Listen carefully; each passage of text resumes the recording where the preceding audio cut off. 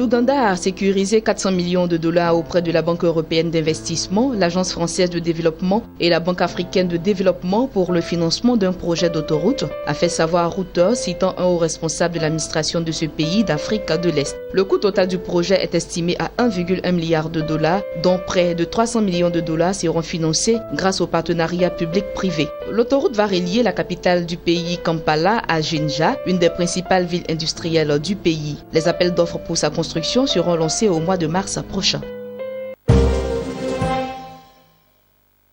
Le directeur général de l'économie Isaac Atamba a ouvert ce mardi 17 janvier 2017 à Yaoundé des assises relatives à la validation du manuel unique de procédure de contrôle des investissements publics. Selon Isaac Atamba, ce document de référence devra prendre en compte non seulement l'évaluation des réalisations physiques, mais également la pertinence et l'efficacité de la dépense publique en vue d'améliorer les conditions de vie des populations et l'environnement des affaires à travers des infrastructures de qualité. Les assises de Yaoundé interviennent dans un contexte où le budget d'investissement public de l'État est en progression constante depuis 2010. Pour l'exercice 2017 par exemple, la part allouée à l'investissement se chiffre à 1586,9 milliards de francs CFA, soit 36,7% du budget global de l'État. Ici, la priorité est accordée au secteur des infrastructures et de la production.